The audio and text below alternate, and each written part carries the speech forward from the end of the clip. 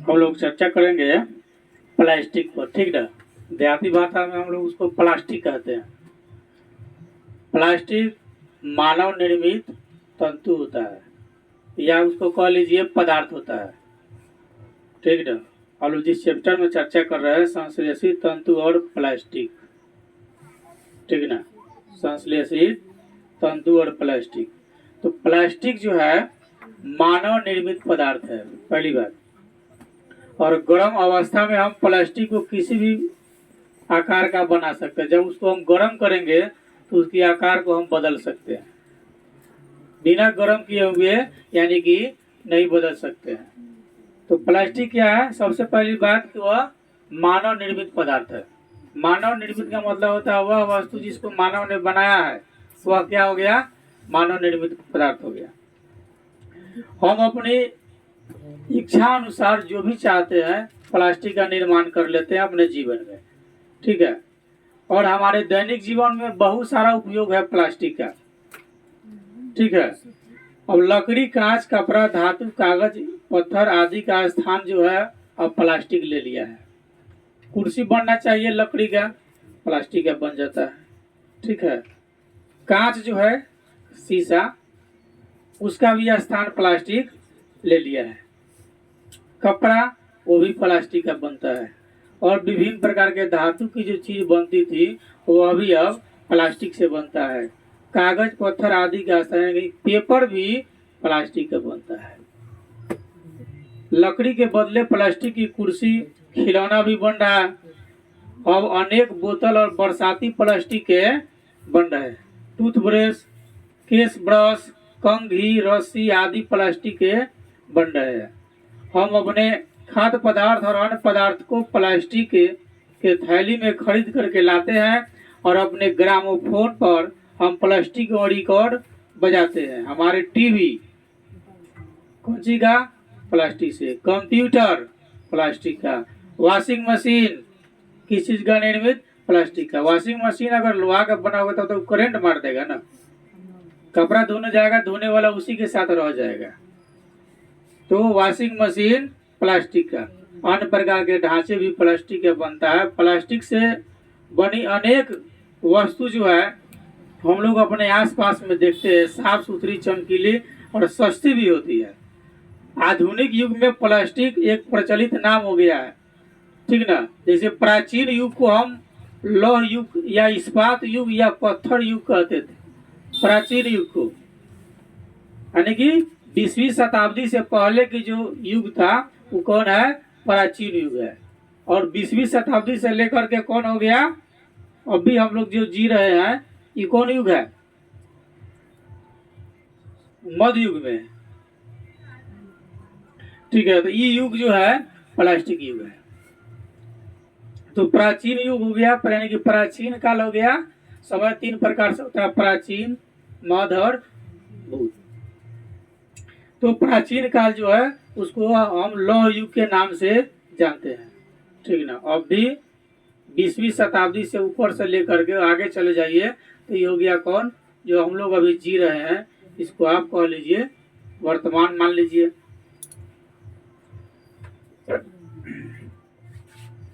Plastic शीर्षक के अंतर्गत प्लास्टिक सामग्री जो है गर्म अवस्था में सुघट हो जाती है। जब गर्म होता है तो ये मुलायम हो जाता है। साथ ही इसके अंतर्गत कड़े अगलनीय उत्पाद भी आते हैं जो अपने उत्पादन का संसाधन के किसी चरण में मुलायम गुण धारण करते हैं, क्योंकि इस गुण के कारण इन्हें इच्छित आकार की वस्तु में हम डाल सकते हैं। जब प्लास्टिक को हम गर्म करेंगे, मुलायम करेंगे तो हम अपनी आवश्यकता अनुसार उसका आकार बना सकते हैं, ठीक है। प्लास्टिक का उच्च अनुभार जो है 10⁻³ से लेकर 10⁻7 तक, यानी कि प्लास्टिक का अनुभार जो है याद रखिएगा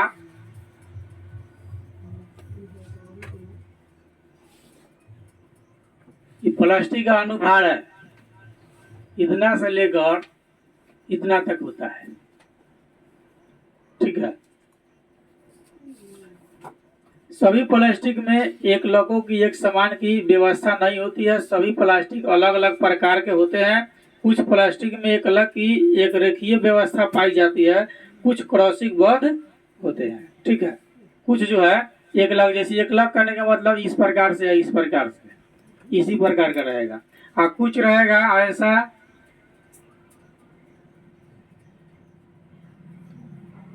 ठीक है, इस प्रकार की धागों से बनी रखी है। तो ये हो गया एक रेखीय हो गया। ठीक है, क्या हो गया, एक रेखीय हो गया। अब प्लास्टिक के एक टुकड़े को हम मोड़ने का प्रयास करते हैं तो जरूरी नहीं है कि सभी प्लास्टिक मुड़ जाएगा। कुछ प्लास्टिक मुलायम होती है, कुछ कठोर भी होती है। जब हम किसी प्लास्टिक को मोड़ने का प्रयास करते हैं तो कुछ प्लास्टिक जो है क्या होता है, मुलायम, कुछ क्या होता है, कठोर होता है। ठीक है, उसके आधार पर हम प्लास्टिक को दो भाग में बांट लेते हैं। ठीक है ना, उसके आधार पर क्या करते हैं, प्लास्टिक को हम दो भाग में बांट लेते हैं। ठीक है, युगकालीन हम चर्चा कर दें आपका,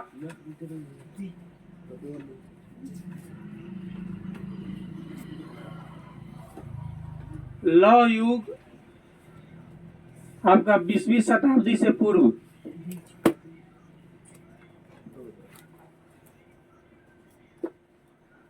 ठीक है, और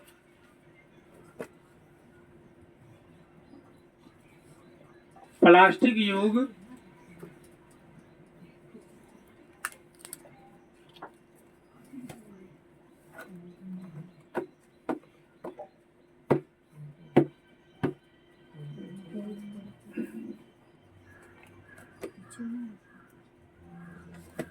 ये प्रारंभ है आपका। ठीक है, 20वीं शताब्दी से पूर्व का जो समय था लौह युग, यानी कि उस समय सभी चीज लोहे की ही बनती थी। लोग विशेष रूप से लोहे पर ही ज्यादा ध्यान देते थे। लेकिन अभी जो है, अभी क्या है, प्लास्टिक युग है। ठीक ना, 20वीं शताब्दी जो है, ये आगे चले जाइए तो अधिकतम वस्तु आपको प्लास्टिक के ही मिलेंगे, विभिन्न प्रकार की। ठीक है, यहाँ तक बेड इत्यादि भी अब प्लास्टिक के ही बन जाते हैं। ठीक है, तो हम लोगों की चर्चा थी कि प्लास्टिक के गुण के आधार पर ना उसे कितने भागों में हम बांटते हैं। तो एक है उष्मा सुघट है। ठीक ना,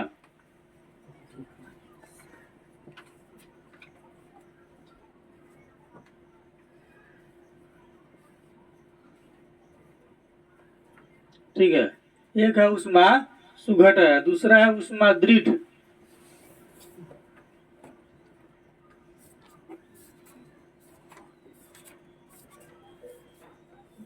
ये दो प्रकार से हम बांटते हैं, एक है उष्मा सुघट है और दूसरा है उष्मा दृढ़।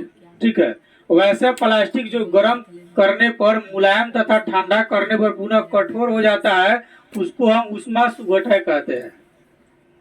ठीक ना, वैसा प्लास्टिक जो गर्म करने पर मुलायम और ठंडा करने पर फिर से कठोर हो जाता है, उसे हम क्या कहते हैं, उष्मा सुघटय प्लास्टिक कहते हैं। ठीक ना, और वैसे प्लास्टिक जो गर्म करने पर अधिक मुलायम नहीं होते हैं और अगर उसको हम ठंडा करते हैं तो फिर भी वो अधिक कठोर अगर नहीं हो पाता है तो उष्मा दृढ़ हो गया। ठीक है, तो दोनों में डिफरेंस हो गया। उष्मा सुघटय प्लास्टिक किसे कहते हैं, जो इसको हम गर्म करेंगे तो वो अधिक मुलायम हो जाता है, लेकिन ठंडा होने के बाद में फिर से वह जो है कठोर बन जाए। ठीक ना, तो क्या है, उष्मा सुघटय प्लास्टिक है। इसको आप कंफर्म कर लीजिएगा। ठीक है, कि उष्मा सुघटय प्लास्टिक किसे कहते हैं, उष्मा दृढ़ प्लास्टिक किसे कहते हैं। ठीक है, अब उष्मा सुघटय पर विस्तृत चर्चा हम लोग कर ले। तो इस प्रकार के यानी कि उष्मा सुघटय वाले जो प्लास्टिक होते हैं, इसे कितनी बार गर्म और ठंडा क्यों न किया जाए, यानी कि इसको पुनरावृत्ति यानी कि गर्म ठंडा हम करते रहे इन्हें, तो इसका सुघटयता का गुण जो है उसमें मौजूद रहता है। इन्हें सुगमता पूर्वक मोड़ा जा सकता है। ठीक ना, सुघटय यानी कि उष्मा सुघटय जो प्लास्टिक होगा उसको सुगमता पूर्वक हम मोड़ सकते हैं। जैसे पॉलीथीन और पॉलीवाइनिल क्लोराइड इसके कुछ उदाहरण है। पॉलीथीन जो है इसके उदाहरण है, जैसे पॉलीथीन दो प्रकार से बना,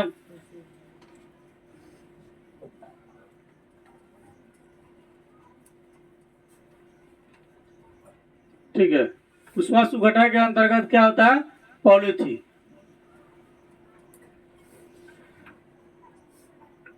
तो पॉलीथीन उच्च ताप एवं दाब पर एथीन अणु को बहुलीकरण से बनता है। इसका उपयोग पदार्थ को पैकिंग करने के लिए यानी कि बांधने इत्यादि के लिए किया जाता है।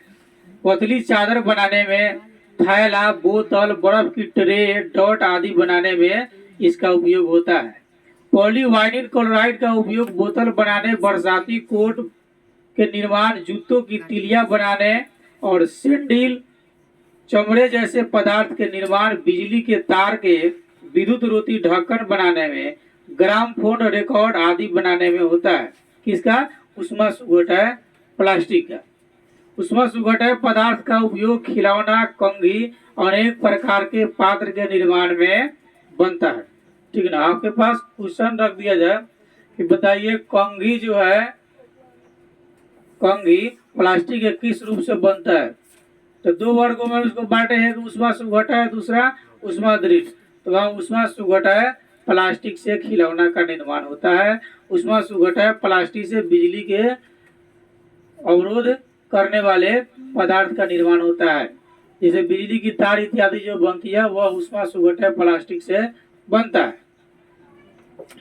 दूसरी जो हम लोग की चर्चा, अब आगे हम लोग चलते हैं, उष्मा दृढ़ प्लास्टिक पर चर्चा करते हैं हम लोग। ठीक।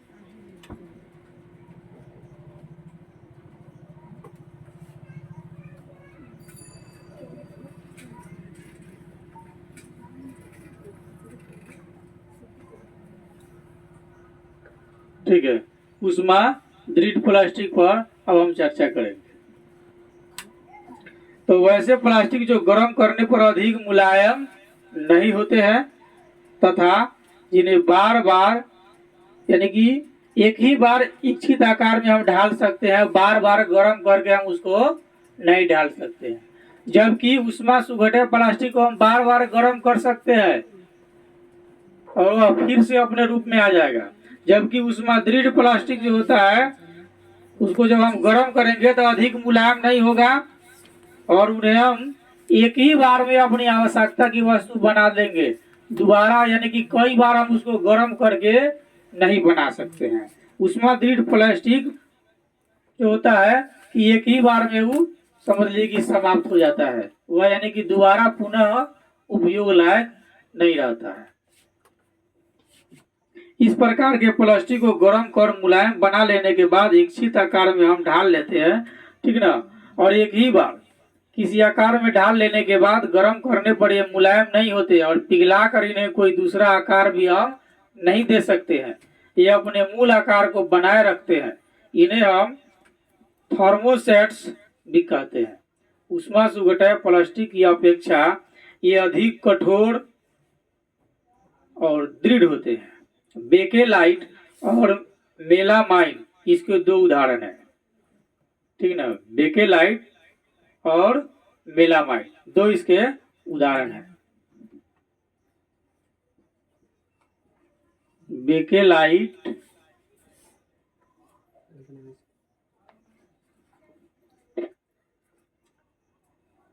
और दूसरा मेलामाइन।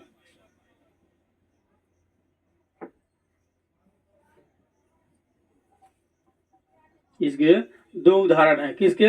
उष्मा दृढ़ प्लास्टिक के। ठीक ना। अब आपसे अगर कोई पूछता है बताइए बेकेलाइट प्लास्टिक को अगर हम जलाते हैं तो जलाने के बाद में पुनः उपयोग लायक रहेगा? नहीं रहेगा, क्योंकि इसके अंतर्गत वे सभी प्लास्टिक आते हैं जिसको एक बार गर्म करेंगे तो कुछ मुलायम हो जाएगा, हम उसको आवश्यकता अनुसार वस्तु बना लेंगे, लेकिन दोबारा अगर गर्म करके हम बनाना चाहेंगे तो वह संभव नहीं है।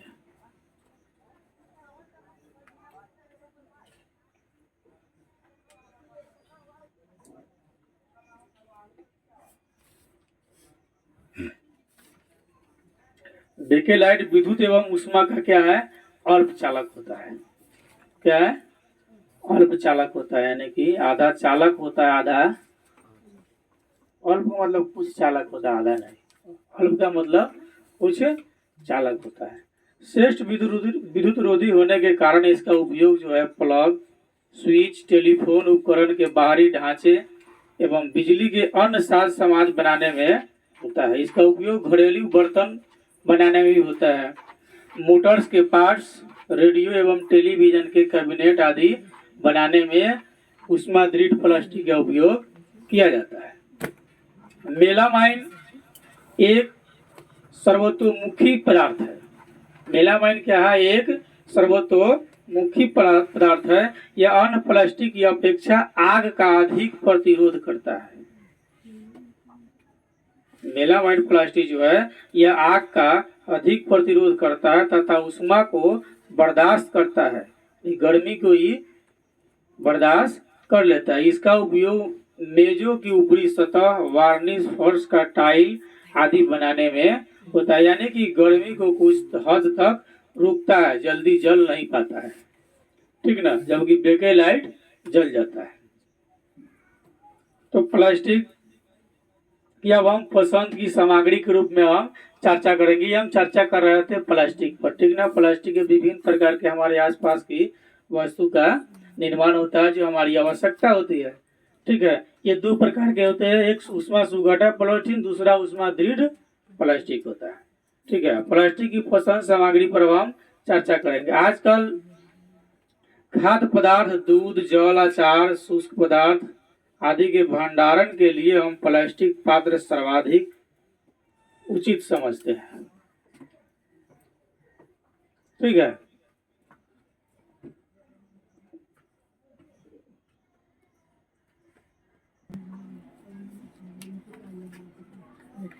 अब हम प्लास्टिक पसंद की सामग्री पर चर्चा करते हैं। आखिर प्लास्टिक की जो वस्तु है हम उसको ज्यादा पसंद क्यों करते हैं?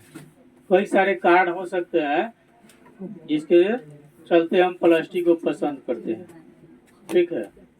आजकल खाद्य पदार्थ, जो भी खाने की पदार्थ है, यदि हम बाजार जाते हैं किसी वस्तु को लाने के लिए तो प्लास्टिक में डाल करके ही लाते हैं, ठीक ना। जैसे दूध दूध जो लाने जाइएगा आप मार्केट से तो कौन चीज में मिलेगा वो आपको? एक प्लास्टिक के थैला में मिलेगा। दूध किस चीज में मिलेगा? प्लास्टिक के थैला में मिलेगा। पानी खरीदने जाइए तो बोतल जो है किस चीज का है? प्लास्टिक का है। अचार का जो डब्बा है किस चीज का है? प्लास्टिक का है, ठीक है।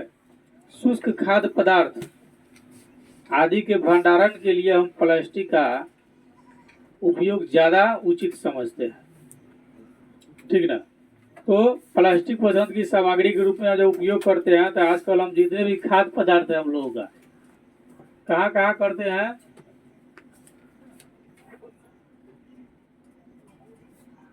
विभिन्न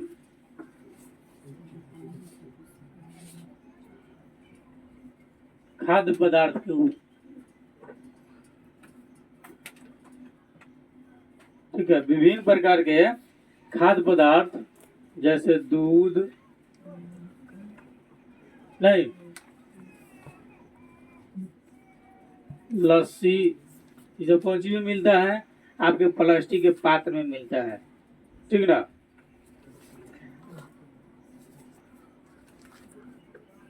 जल, अचार, ठीक ना। डब्बा कौन चीज का होता है? ये प्लास्टिक का होता है, ठीक ना।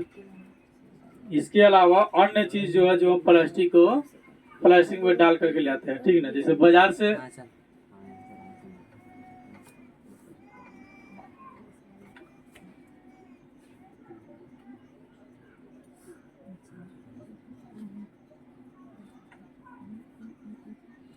सब्जी, फल, ये सब कौन चीज में लाते हैं? हम प्लास्टिक के पदार्थ में लेकर के आते हैं, ठीक ना।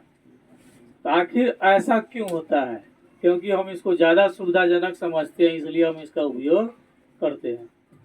मानव अपनी आवश्यकता के लिए जिन वस्तु को अच्छा नहीं समझेगा उसका उपयोग करेगा ही नहीं, ठीक ना। कोनो लोहा का झोला लेके थोड़ी जाएगा बाजार, अगर उपयोग समझता तो लेकर के जाता, लेकिन समझता नहीं है इसलिए लेकर के नहीं जाता। तो इन सभी जो है ना चीज का हम उपयोग करते हैं ना, या समाज के विभिन्न लोग जो है इन सभी चीज का उपयोग करता है, ये प्लास्टिक के बने हुए हैं। तो क्यों करता है? आखिर इसका कारण क्या है?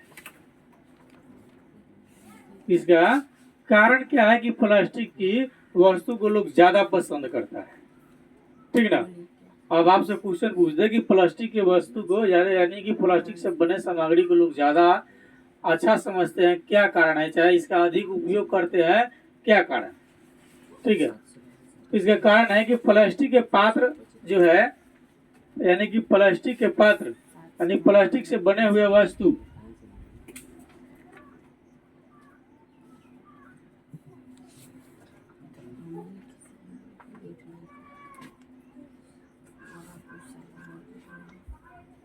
बने वस्तु क्या होते हैं, हल्के होते हैं।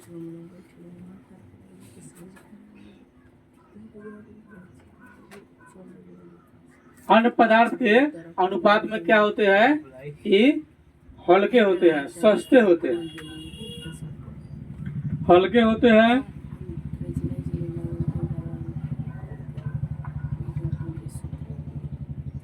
सस्ते होते हैं, मजबूत होते हैं।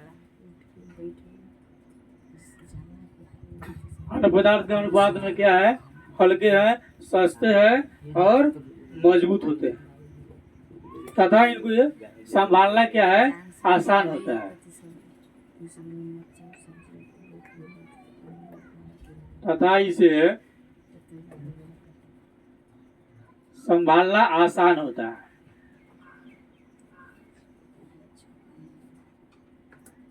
इसलिए हम जो है प्लास्टिक से बने वस्तु का ज्यादा उपयोग करते हैं। क्यों?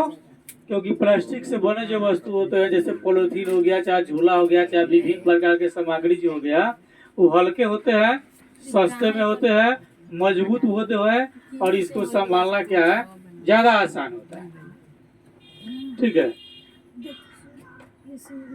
धातु की अपेक्षा हल्का होने के कारण प्लास्टिक का उपयोग जो है कार में होता है, ठीक ना। इसका उपयोग कहाँ कहाँ होता है, सुविधा के लिए कार में, ठीक ना, मारुति कार में, ठीक है, वायुयान में होता है।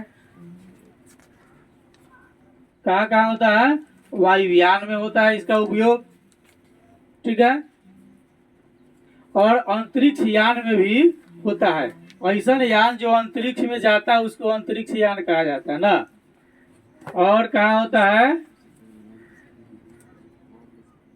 अंतरिक्ष यान, ठीक ना।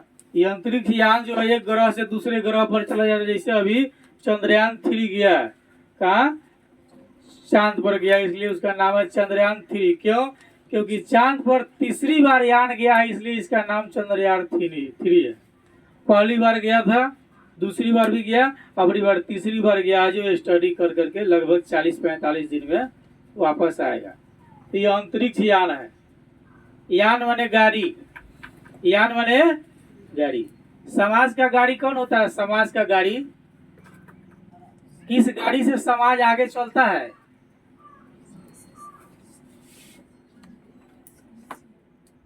समाज का गाड़ी स्त्री और पुरुष होता है, उसी से समाज आगे चलता है, समझे।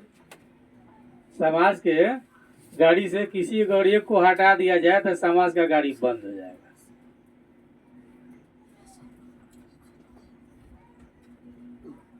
ठीक है, तो हम लोग देख रहे थे कि क्या कारण है कि प्लास्टिक की सामग्री लोग ज्यादा पसंद करता है। कारण इसका है कि हल्का होता है, सस्ता होता है, मजबूत होता है और इसको संभालना भी आसान होता है, जल्दी उठ जाएगा नहीं। इसका उपयोग जो है कार में भी किया जाता है, वायुयान में किया जाता है, अंतरिक्ष यान में भी किया जाता है, ठीक ना। अन्य धातु की अपेक्षा ही ज्यादा अच्छा होता है, कारण लोहा में जंग लग जाएगा, लेकिन प्लास्टिक में जंग लगेगा नहीं, लगेगा। यानी कि प्लास्टिक को बिजियाते को देखे नहीं, देखिएगा तो नहीं लगता, इसलिए इसका उपयोग जो है किया जाता है। अब कार में इसका उपयोग किया जाता है, क्यों? क्योंकि मिट्टी का अगर पड़ेगा, मिट्टी और कीचड़ उस पर पड़ता है तो लोहा का होगा तो क्या होगा, जंग लग करके खत्म हो जाएगा, लेकिन प्लास्टिक का होगा तो मिट्टी से उसका कोई रासायनिक अभिक्रिया नहीं होगा, खराब हो ही नहीं सकता है। वायुयान है, हल्का होता है, जो भी वायुयान में सामान जो लगा रहा है अधिकतम एल्युमिनियम और प्लास्टिक लगा होता है। क्यों? क्योंकि एल्युमिनियम भी हल्का होता है और प्लास्टिक भी हल्का होता है। वायुयान और अंतरिक्ष यान में वैसी पदार्थ चाहिए जो हल्का हो और मजबूत हो। कैसा चाहिए? जो हल्का हो और मजबूत हो, तभी हम उसका उपयोग उसमें करेंगे। और मजबूत हो, खूब भारी हो, तब तो ऊपर जाने में उसको कठिनाई होगा ना। इसलिए इस सब में उपयोग इसलिए किया जाता है वायुयान में, जो भी वायु से रिलेटेड है, कि उसमें जो है हल्का हो और मजबूत होना चाहिए। इस प्रकार प्लास्टिक सामग्री जैसे चट्टी, उपकरण, सजावट के विभिन्न प्रकार की सामान जो है प्लास्टिक से बनता है। ठीक ना। अब हम चर्चा करेंगे कि प्लास्टिक अक्रियाशील होता है। ठीक ना। कारण है नंबर 1 कि प्लास्टिक क्रियाशील है कि अक्रियाशील। तो प्लास्टिक जो है अक्रियाशील होता है।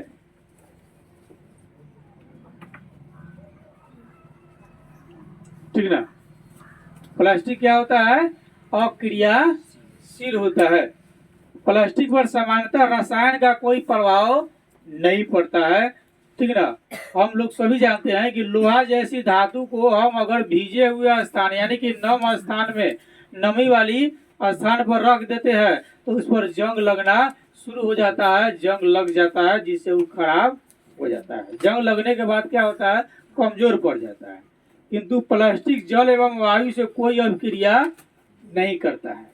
ये सुगमता से संक्षारित नहीं होते हैं। यही कारण है कि प्लास्टिक पात्र का उपयोग अनेक रसायन के साथ साथ कई प्रकार की सामग्री के भंडारण में भी किया जाता है। भंडारण का मतलब होता है किसी वस्तु को सुरक्षित रखने की प्रक्रिया को भंडारण कहा जाता है। जैसे हम अचार को रख देते हैं ना प्लास्टिक के डब्बा में, उसे क्या होता है?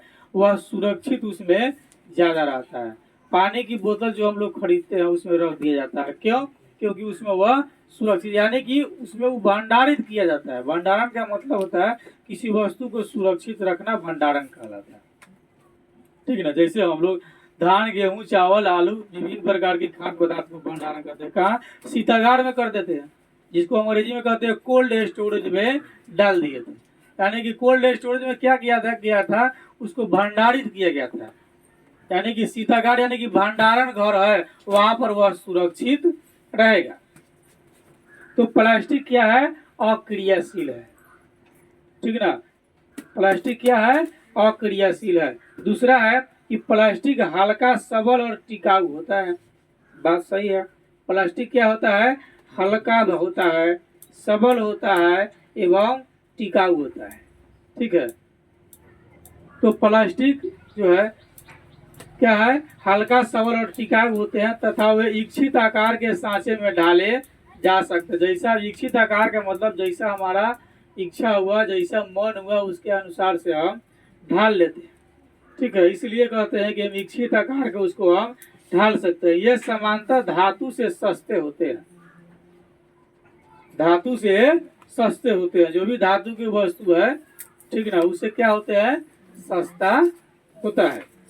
पूर्व में उपयोग में आने वाली धातु की बाल्टी के स्थान पर आज हम प्लास्टिक का बाल्टी का उपयोग कर रहे हैं। पहले लोहे की बाल्टी का उपयोग होता था, उसके बाद एल्युमिनियम की बाल्टी का उपयोग हुआ, अभी वर्तमान में प्लास्टिक के बाल्टी का उपयोग हो रहा है। प्लास्टिक का व्यापक उपयोग घरेलू वस्तु और उद्योग में होता है। प्लास्टिक का सबसे ज्यादा उपयोग कहाँ होता है? घरेलू कार्य में। सबसे ज्यादा इसका उपयोग कहाँ होता है? घरेलू कार्य में। और दूसरा होता है उद्योग में, जहाँ विभिन्न प्रकार के वस्तु का निर्माण होता है, उद्योग होता है। ठीक है। तो अब हम चर्चा करेंगे प्लास्टिक अल्पचालक होता है। ठीक है। दूसरा पॉइंट की चर्चा था। तीसरा पॉइंट की हम चर्चा करेंगे कि प्लास्टिक क्या होता है? अल्पचालक होता है। ठीक ना। तो हम सभी जानते हैं कि प्लास्टिक ऊष्मा और विद्युत के अल्पचालक या कुचालक होते हैं। कुचालक यानी कि विद्युत के कुचालक होने का मतलब है यानी उससे विद्युत धारा प्रवाहित नहीं हो सकती है। यानी जिन जिन वस्तु से विद्युत धारा प्रवाहित नहीं होगी वह विद्युत का कुचालक है।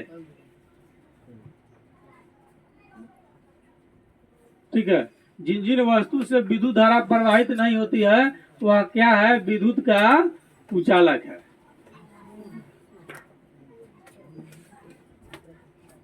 ठीक है, तो अनुमान कर लीजिए कि जिन जिन वस्तु से विद्युत धारा प्रवाहित नहीं होगी वो विद्युत का कुचालक है। तो उनमें से एक प्लास्टिक भी है जो विद्युत का कुचालक है। प्लास्टिक से भी विद्युत धारा प्रवाहित नहीं हो सकती है। ठीक है, तो प्लास्टिक विद्युत का कुचालक है। यही कारण है कि बिजली के तार के ऊपर जो है प्लास्टिक का आवरण यानी कि कवर लगा रहता है।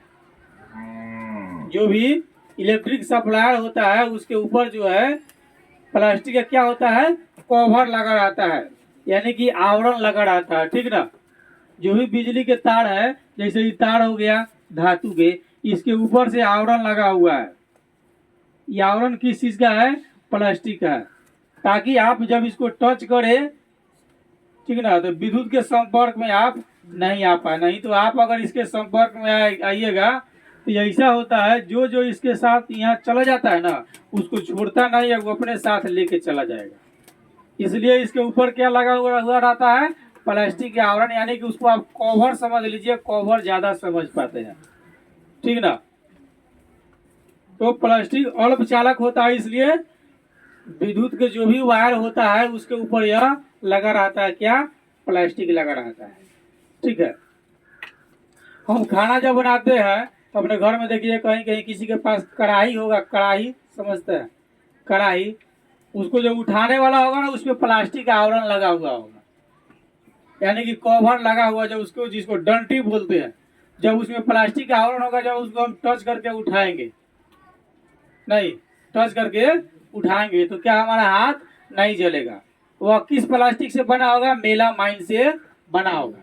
किस प्लास्टिक से बना होगा, मेलामाइन से। बेकेलाइट से बनाता तो गर्म होकर पिघल ही जाएगा, जब खाना बनेगा तो पिघलेगा कि नहीं पिघलेगा। लेकिन मेलामाइन से अगर बनाएगा तो उष्मा को क्या करता है, अवरोध करता है, यानी कि उसको बर्दाश्त करने की क्षमता होती है, वो पिघलता नहीं है। ठीक ना, इस प्रकार के प्लास्टिक भी हमारे और आपके घर में हो सकते हैं, मौजूद होंगे, जो बर्तन होंगे इत्यादि पर। नहीं तो उसको हम समझ जाएंगे कि गर्म होने के बाद पिघल नहीं रहा है, इसलिए कौन प्लास्टिक है, मेलामाइन प्लास्टिक है। मेलामाइन प्लास्टिक विद्युत यानी कि गर्मी को कुछ समय तक रोकता है, कुछ हद तक।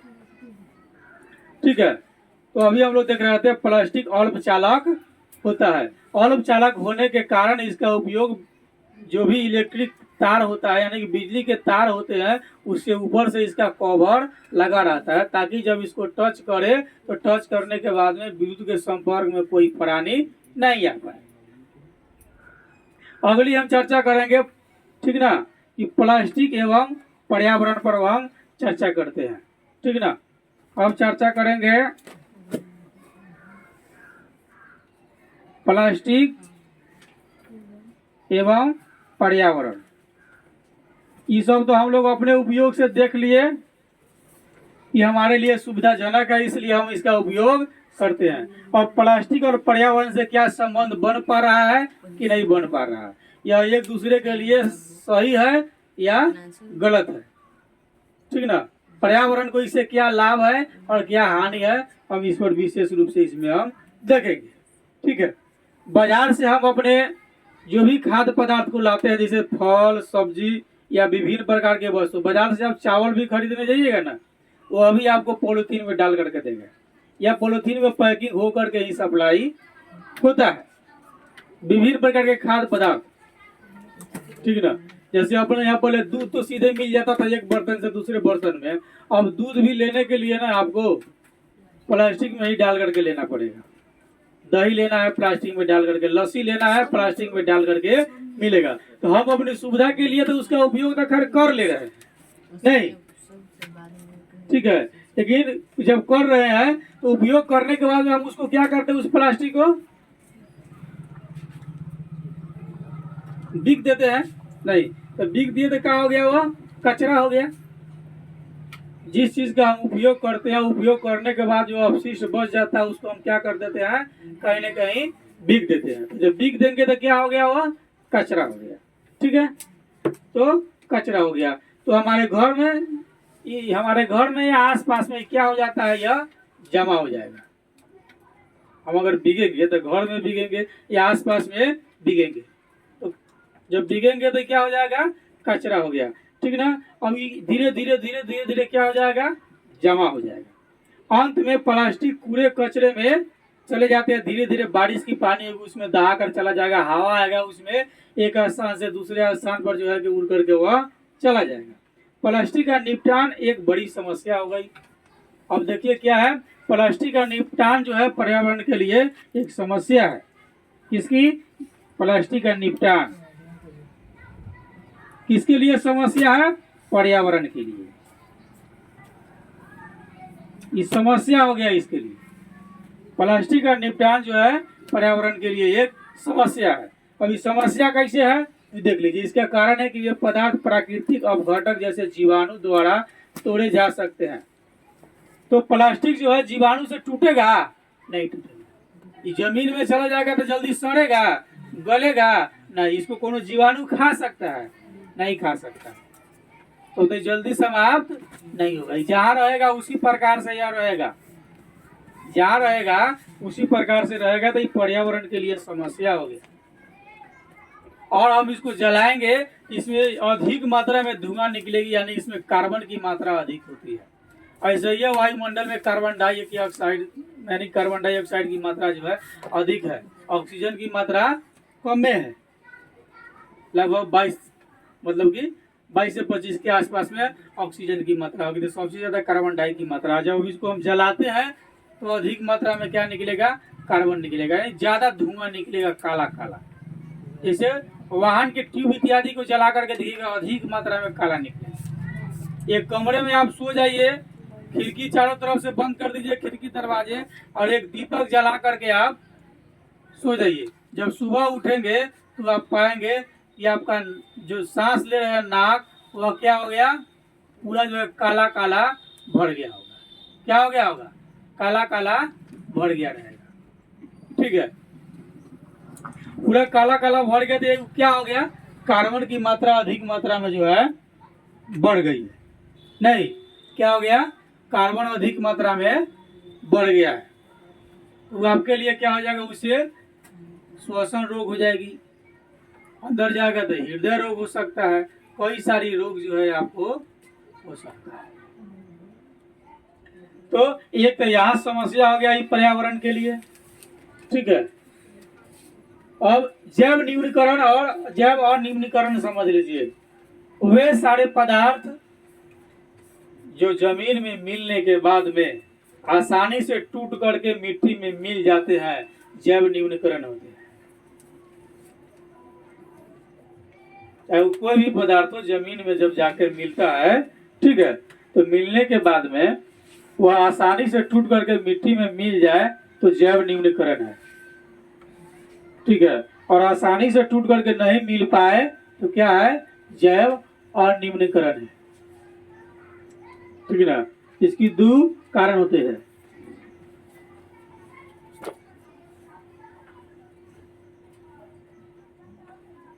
जैव निम्नीकरण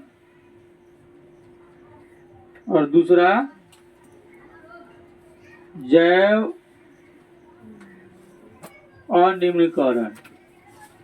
ठीक है, जो पदार्थ मिट्टी में मिलने के बाद में, मिट्टी में जब जाता है, उसमें जाने के बाद आसानी से वह मिट्टी के साथ मिल जाता है, सड़ गल जाता है, वो क्या हो गया, जैव निम्नीकरण हो गया।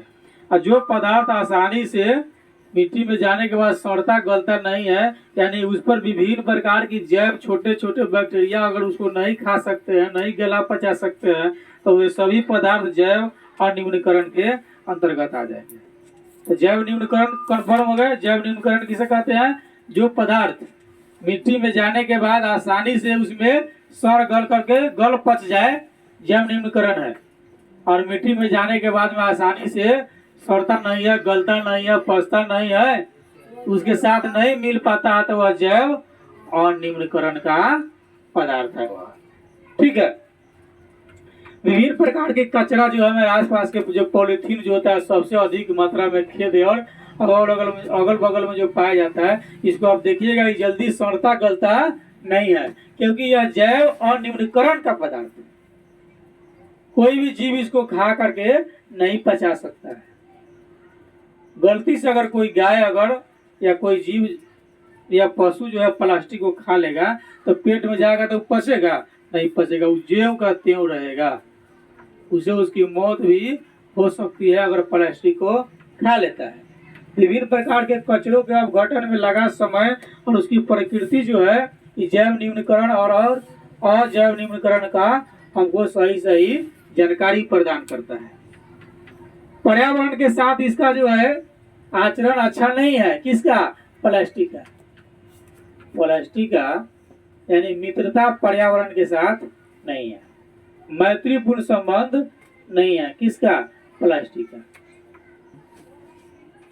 नहीं, आपका किसी के साथ मित्रता तब होगा जब आपके बात से उसकी बात मिलता जुलता हो, तभी ना मित्रता कर पाइएगा। जब तक आपकी बात उससे नहीं मिलता जुलता हो तो मित्रता नहीं चलेगी, संभव नहीं है चलेगा। ठीक ना? तो प्लास्टिक का जो है पर्यावरण के साथ जो है मैत्रीपूर्ण संबंध नहीं है। पर्यावरण का कार्य है एक देता दूसरा लेता नहीं, कार्बन डाइऑक्साइड को लेता है, ऑक्सीजन को छोड़ता है। लेकिन प्लास्टिक जो है जहाँ जाएगा जल्दी गलेगा पचेगा नहीं, बरसों लग जाएगा तो मुश्किल से कहीं समाप्त हो सकता है। ठीक है, अन्यथा जल्दी समाप्त नहीं होता है। इसलिए जो है प्लास्टिक का संबंध पर्यावरण के साथ अच्छा नहीं है। ये पर्यावरण को प्रदूषित करते हैं। क्या करते हैं? प्रदूषित करते हैं। इनके अतिरिक्त संश्लेषित सामग्री में दहन प्रक्रिया काफी धीमी होती है। ठीक है ना? प्राकृतिक जो वस्तु है उसके अनुसार से अगर दहन की बात किया जाए तो काफी धीमी होती है। यह आसानी से पूर्ण रूपेण जल नहीं पाता है। ठीक ना? बहुत प्लास्टिक को बहुत बड़ा एक ढेर लगा दीजिए, उसको आग लगा दीजिए, पता लगेगा कि साइड से जल गया, बीच में कुछ अवशिष्ट बच गया। इसलिए ये आसानी से नहीं जलता है। और एक लकड़ी में आग लगा दीजिए, वो पूरा जल जाए। जबकि प्लास्टिक पूरा आसानी से नहीं जल पाता है। इस प्रक्रिया से यह वातावरण में काफी विषैला धुआं छोड़ता है। जब प्लास्टिक को जलाया जाता है तो यह पर्यावरण में अधिक मात्रा में विषैला धुआं छोड़ता है, जिससे वायु प्रदूषित होती है। इससे क्या होती है? वायु प्रदूषित होती है। और जब वायु प्रदूषित होगी तो जो भी पर्यावरण के अंतर्गत जो जीव जंतु रहते हैं, जो सांस लेते हैं, इस प्रदूषित वायु का ही सांस लेंगे, जिससे उसके अंदर विभिन्न प्रकार की बीमारी हो जाएगी। ठीक ना? दमा की बीमारी हो जाएगी, हृदय रोग हो जाएगी, श्वसन संबंधी और सारी समस्या हो सकती है प्रदूषित वायु के सांस लेने से। तो प्लास्टिक तो एक तरफ हम देखे हैं कि बहुत अच्छा है, उपयोग भी बढ़िया कर ले रहे हैं, सस्ता भी है, सुविधाजनक भी है, मजबूत भी है। इसका उपयोग विभिन्न क्षेत्र में किया जाता है। लेकिन जब इसका अंतिम समय जब आता है, जिसको हम कचरा के रूप में जब उपयोग करते हैं, उस समय यह क्या करता है? समस्या क्रिएट करता है। उससे जो होने वाली जो क्षति जो है, जो हमारे लिए क्या है? असहनीय है। यानी कि जितने भी जीव जंतु रहते हैं उसके लिए क्या है? असहनीय है। जो भी धरातलीय जीव है, जो धरातल पर रहते हैं, उसके लिए क्या है? असहनीय है। ठीक ना? कुछ जीव धरातल पर रहते हैं, कुछ जमीन के अंदर रहते हैं और कुछ जल में पाए जाते हैं। तो जो भी धरातल पर रहने वाले जीव है उसके लिए वायु प्रदूषण क्या है? एक बहुत बड़ी समस्या है। और प्लास्टिक से वायु प्रदूषण होता है जो धरातलीय जीव के लिए ठीक नहीं है। इसलिए इसका उपयोग आवश्यकता अनुसार ही करें, नहीं, और कोशिश करें कि कम से कम मात्रा में हम प्लास्टिक का उपयोग करें। ठीक है।